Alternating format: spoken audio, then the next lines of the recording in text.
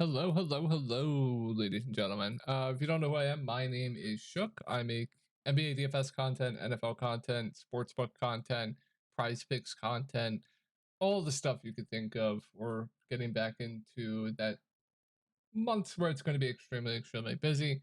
But yeah, if you ever need to get a hold of me privately, you can get a hold of me on Twitter right here. You can message me. I will always reply back to you. And then all these videos that get posted on this subreddit. You can find my post with my username is Shook. I make updates with all the news that comes out throughout the day. Anything you need, you can ask me questions about the slate. That'll be linked down below. And then lastly, if you're looking for more in-depth content, where I give you guys player pools with cores, cash cores, GPP cores, more in-depth videos, sportsbook plays for every single slate. I will have that below. All right, I show you guys my results every single week, and apologies for no Monday Night Football. I was my OBS just randomly stopped working out of nowhere, so that was unfortunate. I had to get that fixed. So we'll go over all three slates.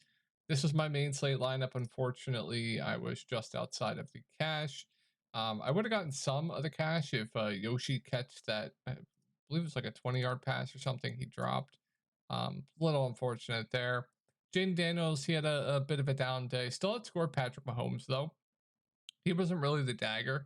The dagger here was crazy enough. Cooper Kupp.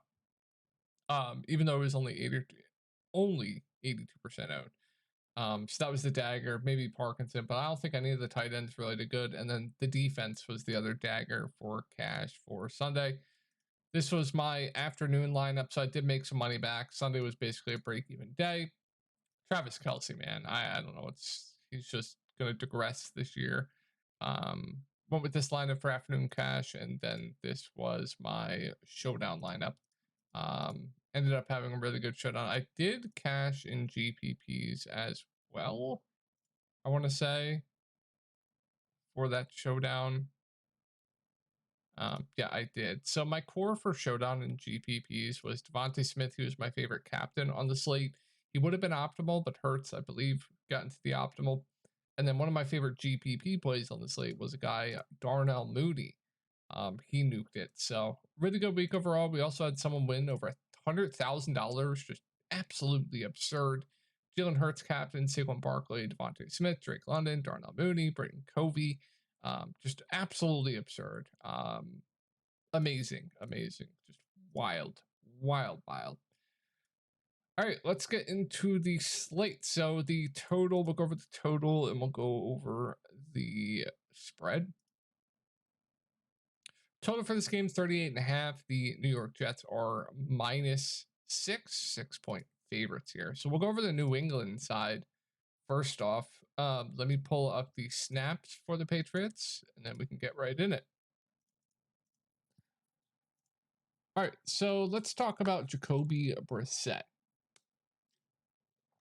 Once again, I don't think the quarterbacks on this slate have the greatest of ceilings. Like, if you usually play a quarterback in the captain, or that's the strategy you like going about a slate, I would really try to limit your captain exposure to the quarterbacks on this slate, especially a guy like Jacoby Brissett.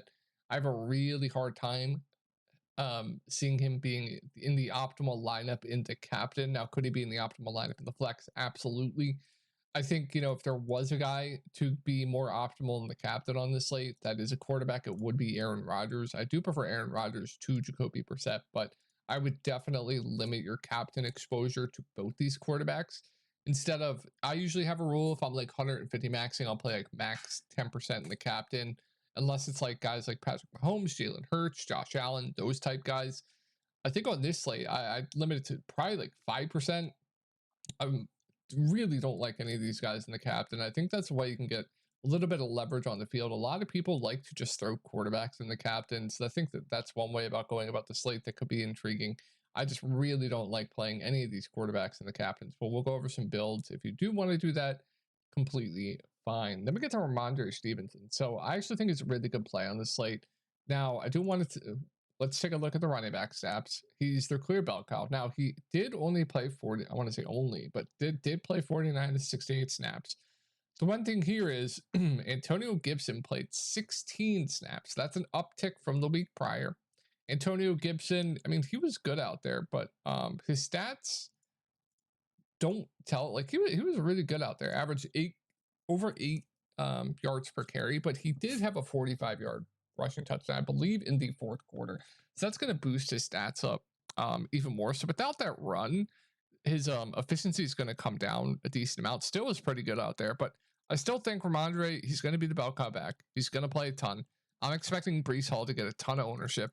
The way to beat the New York Jets, and with the amount of pressure that the Jets get on opposing teams' quarterbacks, and with New England, I believe they're dealing with a bunch of injuries up front, is middle of the field and dump off. So guys like Hunter Henry, guys like Ramondre Stevenson. I bet Ramondre Stevenson over receiving yards. I think it's a pretty good spot for him to chunk up a ton of PPR points, like a ton more receptions. I wouldn't be shocked if he catches like 4 or 5 balls tomorrow. I would still expect him to play over 60% of the snaps.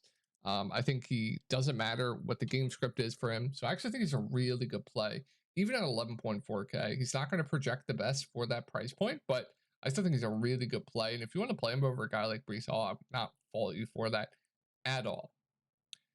Then we get to Hunter Henry. Probably, I'm so mad because I bet his over receptions this week, week 1 just absolutely nuked it in week 2. Now week 2 definitely a bit of an outlier for a guy like Hunter Henry, but once again, best way to beat the Jets is shorter passes, right? So I think he's probably going to get peppered here again. I think he might be a little bit over-owned just because of last week. A lot of people like the box score watch, especially in the NFL, but I have no issues with him depending on what his ownership is. I have no issues with the price point is. I wouldn't be shocked if he leads the team in target market share, him or Ramondre Stevenson this year. But the other wide receivers, they're going to get an uptick in usage as well. They've been pretty piss poor to start the year. I think they'll get some regression coming towards them as well, but no issues with Henry. I think 7.8K is reasonable. I think he's going to lead the team in target market share. Just going to depend on what his ownership is. But PPR scoring, I think he's a pretty good play at 7.8K. Definitely the safest pass catcher on the New England side. Then we get to the kickers. So here's the thing a lot of people don't notice. No, I'm not going to say it's the correlation with the quarterback still, but people don't realize that kickers do correlate well with the quarterback on their own team. If the quarterback's scoring points, so is the kicker.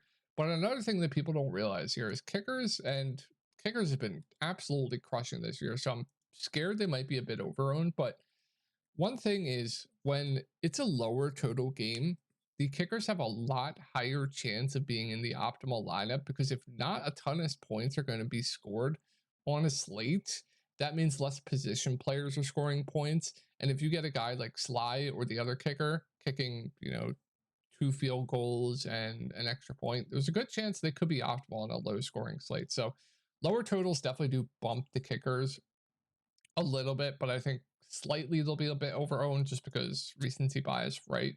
Patriots, not really interested in. They're playable. I think I prefer Jets D. And then we get into the wide receivers for the Patriots. It's disgusting.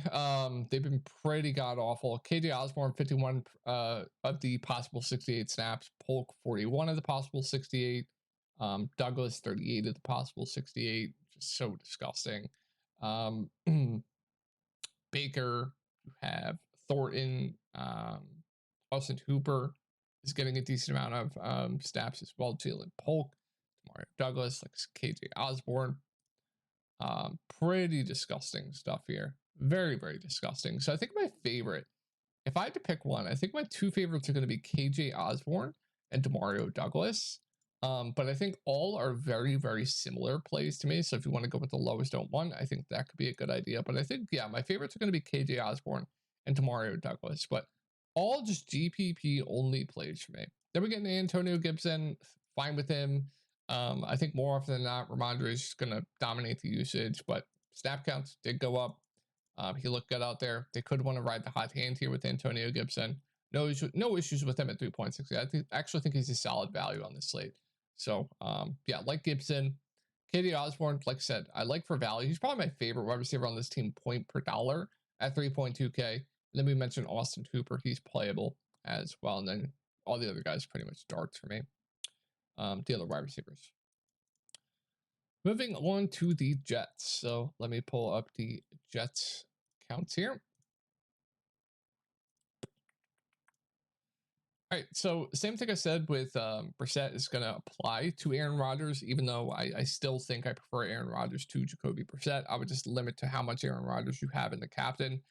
Now he has a higher percent chance of being in the optimal captain spot than Brissett, but still don't love playing guys too much in the captain that aren't, like I said, Jalen Hurts, Patrick Mahomes, Josh Allen, those type guys.